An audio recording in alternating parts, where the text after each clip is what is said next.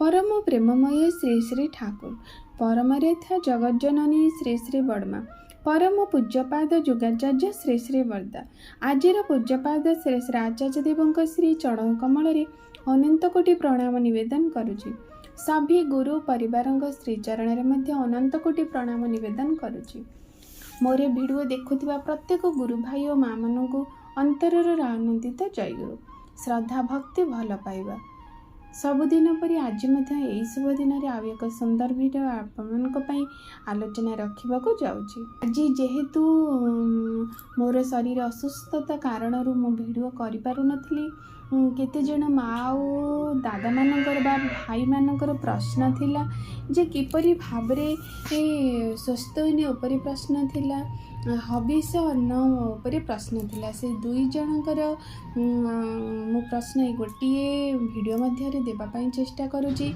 प्रथमे आमे आलोचना रखा जिबा किपरि भाबरे हबिष अन्न उपरि से पचारिचंदी कि हबिष अन्न माने किपरि भाबरे करा जाए ताहा सब कौन श्री श्री ठाकुरंकर जहाँ कुहा रही हबिष दिन प्रकृत में संयत भाव इष्ट मंत्र से दिन जप परायण हो रहिबा।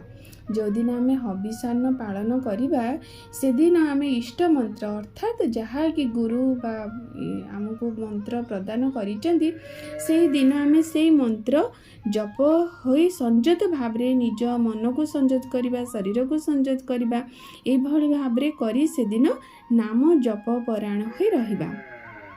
त्रिसंध्या स्नान करवा अर्थात त्रिसंध्या स्नान को जो आम ये तो आम आर्य परंपरार कथा त्रिसंध्या स्नान करा जाए सकाळे स्नान करी भजन कीर्तन करवा मध्याह्न समय करवा संध्या समय संध्या पूर्वर करवा आपको त्रिसंध्या स्नान कहुए से भली भाव नाम ध्यान करवा से तीन समय नाम ध्यान करवा ईश्वरंकर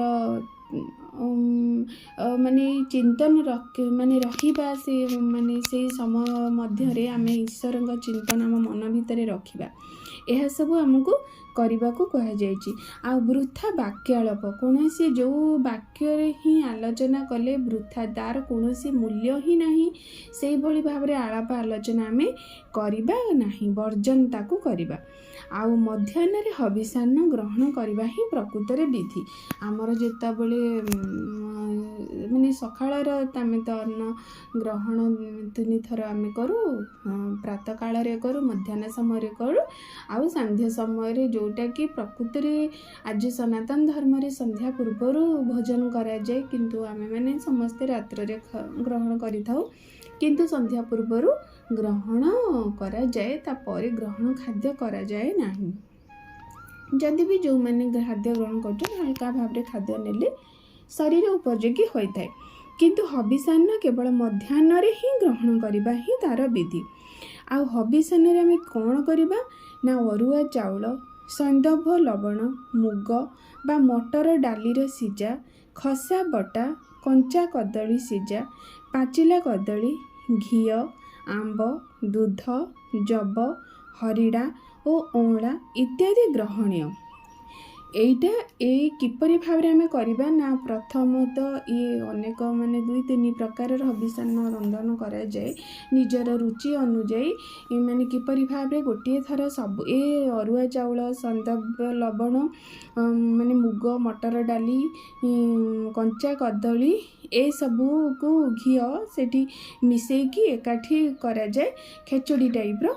आउ गोटे अलग भाव अरुआ चाउल माने अरुआ भात करा जाए आ मुग आ मटर सेठी कंचा कदली सिजा जाए संधव लवण सेठी मिश्रित करी भोजन करा जाए साथी सांगरे ता ऊपर गुआ घी पका जाए आंब दूध जहाँ माने पाचिला कदली भी खाई पारे अँला आ खसा को बाटी कंचा राशि जहाँ कि भजा जाए न परिष्कार भाव ताकू शोधन करा जाए ताकू बटा जाए सामान्य संधव लवण दे खिया जाए ଏଇଟା ହେଲା ହବିଷାନ୍ନର ପ୍ରସ୍ତୁତି। ମାନେ ଆମେ ଯେପରି ଭାବରେ ମିଶ୍ରିତ କରିକି ଖେଚୁଡ଼ି ଟାଇପ୍ରେ କରିଲେ ସବୁଠାରୁ ଭଲ, ନହେଲେ ଅଲଗା ଅଲଗା କରି ଯେ ଚକଟିକି ସାଥିରେ ମଟର ମୁଗକୁ ମାନେ ଗୁଆ ଘିଅ ପକାଇ ସନ୍ଦବ୍ୟ ଲବଣ ପକାଇ ଯେ କଞ୍ଚା ଲଙ୍କା ଦେଇ ମାନେ ଖାଇପାରିବେ ହେଇପାରିବ। ନହେଲେ ମିଶ୍ରିତ କରି ଖେଚୁଡ଼ି କଲେ ମଧ୍ୟ ସବୁଠୁ ଭଲ। ଠାକୁର ସେଇଭଳି ଭାବରେ ଆମକୁ ହବିଷାନ୍ନ କଥା କହିଛନ୍ତି। ଦିନରେ ଥରେ ମାତ୍ର ପରିମିତ ଭାବରେ ଯେତିକି ପରିମାଣରେ ଆମକୁ ଖାଦ୍ୟ ଗ୍ରହଣ କରିବା ହେବ, ବିଧି ମତେ ହବିଷାନ୍ନ ଗ୍ରହଣ କରିବାକୁ ହେବ। ତାହା ବ୍ୟତୀତ ନିହାତି ତୃଷ୍ଣାବୋଧ ହେଲେ ଅପରପକ୍ଷେ ଜଳ ଗ୍ରହଣ କରାଯାଇପାରେ। ଯଦି ନିହାତି ଜଣଙ୍କୁ ତୃଷ୍ଣା ଲାଗୁଥିବ ତାହେଲେ ଜଳ ଗ୍ରହଣ ଆଉ ସେଇ ଦିନର ଅନ୍ୟ ଯେକୌଣସି ସମୟରେ ଗ୍ରହଣ କରାଯାଇପାରେ। ଏହା ହେଉଛି ହବିଷାନ୍ନର ବ୍ରତର କଥା। ଏହା କରିବା ଫଳରେ ଶ୍ରୀ ଶ୍ରୀ ଠାକୁର କୁହନ୍ତି, ହବିଷାନ୍ନ କରିବା ଭିତରେ ମନ ପରିଷ୍କାର ହୋଇଯାଇ ଶରୀର ଭିତରୁ ସବୁ ଟକ୍ସିନ୍ ବାହାରିଯାଇ ଶରୀର ନିରୋଗ ଆରୋଗ୍ୟ ପ୍ରାପ୍ତ ମାନେ ଲାଭ ହୋଇଥାଏ।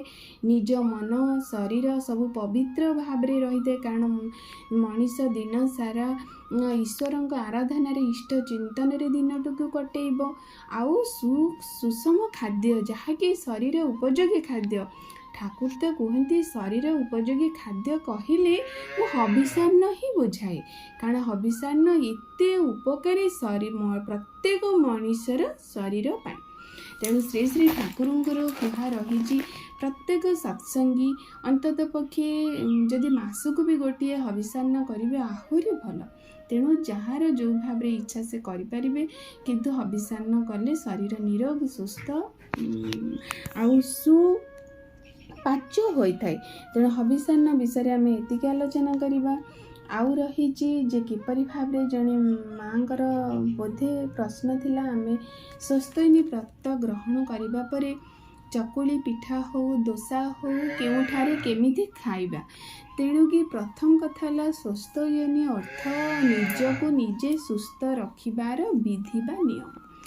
ତାହେଲେ କିପରି ଭାବେ ଯଦି ଆମେ ମାନେ ସେଇଟା ତ ସ୍ୱସ୍ତୟିନୀରେ ତ ବିଧାନ ଅନେକ ଅଛି। ଏଇଟା କମ୍ ସମୟ ଭିତରେ ଖାଲି ମୁଁ ଖାଦ୍ୟର ଯାହା ବି ତାଙ୍କର ପ୍ରଶ୍ନ ଅଛି ମାନେ ସିଧାସଳଖ ଉତ୍ତର ଜାଣିବା ପାଇଁ ହେଲେ ପ୍ରଥମେ ଦେଖିବା ଖାଦ୍ୟ ଆମେ ଯାହାଙ୍କ ଠାରୁ ଗ୍ରହଣ କରୁଛେ ତାଙ୍କର ଶରୀରର ସ୍ୱଚ୍ଛତା କିପରି ଭାବରେ ରହିଛି, ତାଙ୍କର ମନର ସ୍ୱଚ୍ଛତା କିପରି ଭାବରେ ରହିଛି। ଶରୀର ଓ ମନର ଦୁଇଟି ଯାକ ସ୍ୱଚ୍ଛତା ଉପରେ ନିର୍ଭର କରେ ଆମମାନଙ୍କର ଖାଦ୍ୟ। କାରଣ ମନଟି ଦୁଷ୍ଟ ହେଲେ ହିଁ ଜାଣିବୁ ରୋଗର ଘର ହୋଇଥାଏ। ମାନେ ମନଟି ଯଦି ଦୁଷ୍ଟ ହୋଇଯାଏ ତାହା ରୋଗର ଘର ହୋଇଯାଏ। ଶ୍ରୀ ଶ୍ରୀ ଠାକୁରଙ୍କର କୁହା ରହିଛି, ଆମେ ବି ଅନେକ ଉଦାହରଣ ଆମେ ବି ଆମ ଜୀବନ ଭିତରେ ଆମେ ଆନାଲିସିସ୍ କଲେ ଦେଖିପାରିବା ଯେ ଯିଏ ଯେଉଁ ଚିନ୍ତାଧାରାର ଲୋକ ଭାବରେ ଯିଏ ଯେଉଁଭଳି ଭାବରେ ଖାଦ୍ୟ ପରିବେଷଣ ମାନେ ପ୍ରସ୍ତୁତ କରନ୍ତି ତାଙ୍କର ଚିନ୍ତାଧାରା ସେଇ ଖାଦ୍ୟରେ ହିଁ ପ୍ରବେଶ କରିଯାଏ, ବିଶେଷ କରି ଅନ୍ନ ଜାତୀୟ ଖାଦ୍ୟରେ। ଆଉ ତାକୁ ଯେଉଁମାନେ ବି ଖାଆନ୍ତି ସେ ଟ୍ରାନ୍ସଫର୍ ହେଇଯାଏ ତାଙ୍କର ଭାବନା ଏ ଖାଦ୍ୟ ମାଧ୍ୟମରେ ଅନ୍ନ ମାଧ୍ୟମରେ ଅନ୍ୟମାନଙ୍କୁ ଜୀବନକୁ ବା ମନକୁ। ତେଣୁ ସେଇଥିପାଇଁ ଶ୍ରୀ ଶ୍ରୀ ଠାକୁର କୁହନ୍ତି ଖାଦ୍ୟ ଉପରେ ଅନ୍ନ ଉପରେ ବିଶେଷ ଭାବରେ ଧ୍ୟାନ ଦେବା ପାଇଁ କୁହନ୍ତି। ଏମିତି କୁହାଯାଇଛି ଯେ ଏହା କୌଣସି ବାରଣ ନୁହେଁ ବା ଏହା କୌଣସି ଭେଦଭାବ ନୁହେଁ, ଏହା କେବଳ ନିଜର ମନକୁ ସୁରକ୍ଷିତ ରଖିବାର ଗୋଟିଏ ପ୍ରୟାସ। ମାନେ ଆମେ ଯଦି ସାଧନା ଭଜନ କରି ନିଜ ଜୀବନକୁ ଗୋଟିଏ ସତ୍ ଚିନ୍ତାରେ ସତ୍ ଆଲୋଚନା ମାଧ୍ୟମରେ ସତ୍ ସଂଯମୀ ଭାବରେ ନିଜ ଜୀବନକୁ ଅତିବାହିତ କରୁ, ଆମ ଦ୍ୱାରା କୌଣସି ଭୁଲ ନ କରିପାରୁ, କିନ୍ତୁ ଅନ୍ୟର ଖାଦ୍ୟ ଦ୍ୱାରା ନିଶ୍ଚିନ୍ତ ଭାବରେ ଆମମାନଙ୍କ ମନକୁ ଟ୍ରାନ୍ସଫର୍ ହୋଇଆସେ ଅନ୍ନ ଦ୍ୱାରା। କାରଣ ଯେଉଁଟାକି ଆମେ ପୁରାଣରେ ସମସ୍ତେ ଜାଣିଥିବେ ଭୀଷ୍ମଙ୍କ କଥା କିପରି ଭାବେ ସେ ଦୁର୍ଯ୍ୟୋଧନଙ୍କର ପାପ ଅନ୍ନ ଗ୍ରହଣ କରୁଥିଲେ ବୋଲି ଏତେ ଜ୍ଞାନୀ ଏତେ ପଣ୍ଡିତ ଏତେ ଦିଗ୍ଦର୍ଶିତ ବ୍ୟକ୍ତି ବିଶେଷ ଥିବା ସତ୍ତ୍ୱେ ଏତେ ବଡ଼ ଭୁଲ କାର୍ଯ୍ୟ ଯେତେବେଳେ କୁରୁସଭାରେ କରାଗଲା ସେତେବେଳେ ସେ ପାଟି ଖୋଲି ପାରିଲେ ନାହିଁ। କାରଣ ତାଙ୍କର ସେଇ ପାପାନ୍ନ ତାଙ୍କୁ ଅବରୋଧ କରି ରଖୁଥିଲା। କାରଣ ସତ୍କୁ ମାନେ ସତ୍ର ପ୍ରତିଷ୍ଠା କରିବା ପାଇଁ ସେଠି ସେ ମାନେ ତାଙ୍କ ବାକ୍ରୁଦ୍ଧ ହେଇଯାଉଥିଲା କେବଳ ସେ ପାପାନ୍ନ ଫଳରେ। ଏଇଭଳି ଅନେକ ଉଦାହରଣ ଅଛି, ଯେହେତୁ ସମୟ ସୀମିତ ମୁଁ କହିପାରୁନାହିଁ, କିନ୍ତୁ ଏଇ ଭାବରେ ଅନ୍ନ ହିଁ ଆମ ପାଖକୁ ଟ୍ରାନ୍ସପୋର୍ଟ କରିଯାଏ। କିନ୍ତୁ ପ୍ରଥମ କଥା ହେଲା ଆମେ ଦେଖିବା ଯେଉଁ ଦୋସା ହେଉ ବା ଚକୁଳି ହେଉ, ସେଥିରେ ଏତେ ପ୍ରଭାବ ପଡ଼ିନଥାଏ, ଯେହେତୁ ଭାତ ଫୁଟିଲା ସମୟରେ ଆଲକୋହଲ ସେଠି ସୃଷ୍ଟି ହୁଏ, ଆଉ ଯାହାକି ମଣିଷର ମନକୁ ସେ କ୍ୟାପଚର, ଆଲକୋହଲ ମାନେ ଲକ୍ଷଣ ସେ ତମ ଭାବନାଟାକୁ ସେ କ୍ୟାପଚର କରିନେବ। ତେଣୁ ଚକୁଳି ଆଉ ଦୋସାରେ ଯେହେତୁ ମାନେ ଭାତ ଫୁଟା ଯାଉନାହିଁ, ତେଣୁ ସେଥିରେ ପ୍ରଭାବ ଖୁବ୍ କମ୍ ରହେ। କିନ୍ତୁ ତଥାପି ଦେଖିବା ଯାହା ସଦାଚାରୀ ହୋଇଥିବେ, ଯିଏକି ସେଇଭଳି ଭାବରେ ଜଣେ ପରିଷ୍କାର ପରିଚ୍ଛନ୍ନ ନିଜେ ହୋଇଥିବେ, ପରିବେଶକୁ ରଖିଥିବେ ଆଉ ନିଜ ମନକୁ ରଖିଥିବେ, ସେଇଭଳି ଲୋକଙ୍କ ପାଖରୁ ଏସବୁ ଖାଦ୍ୟ ଖାଇଲେ କୌଣସି ସେଥିରେ ପ୍ରଭାବ ଆମ ଜୀବନରେ ପଡ଼େ ନାହିଁ। ତେଣୁ ଏଇଭଳି ତାପରେ ବି ଦେଖିବା ଆମେ ଯେଉଁଠିକୁ ଯାଉଛେ, ଆମ ପରିବାର ଯେଉଁମାନେ ଆତ୍ମୀୟ ସ୍ୱଜନ ଆମର ନିଜର ବର୍ଣ୍ଣର, ସେମାନେ ମଧ୍ୟ ଦୀକ୍ଷା ନ ନେଇଥିଲେ ବା ଦୀକ୍ଷା ନେଇନଥିଲେ ବି ଯଦି ସେ ଶ୍ରଦ୍ଧା, ସ୍ନେହ, ସଦାଚାରୀ, ନିଷ୍ଠାବାନ ହୋଇ ଆମମାନଙ୍କୁ ଶ୍ରଦ୍ଧାର ସହିତ କରିକି ଦେବେ, ଆମର ପିଉସୀ, ଆମର ମାଉସୀ, ଆମର ମା, ଆମର ଖୁଡ଼ି ବା ଭଉଣୀ, ତାଙ୍କ ହାତରୁ ଆମେ ଗ୍ରହଣ କରିପାରିବା। କାରଣ ସେଠି ଶ୍ରଦ୍ଧା ଥାଏ, ସେଠି ଭଲ ପାଇବା ଥାଏ, ସେଠି ସ୍ୱଚ୍ଛତା ଥାଏ, ସେଠି ନିଷ୍ଠା ଥାଏ।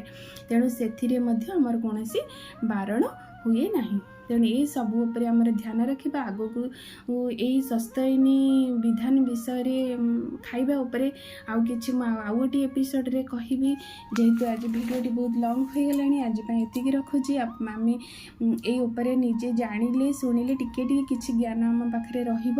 ଆଶା କରେ ଆପଣମାନଙ୍କ ପାଇଁ ଭିଡ଼ିଓଟି ମୂଲ୍ୟ ହଉ, ଆପଣମାନଙ୍କ କାମରେ ଆସୁ, ଏହା ହିଁ ମୋର ପରମ ପିତାଙ୍କ ଶ୍ରୀଚରଣ ବିନମ୍ର ପ୍ରାର୍ଥନା ରହୁଛି। ଜୟ ଗୁରୁ।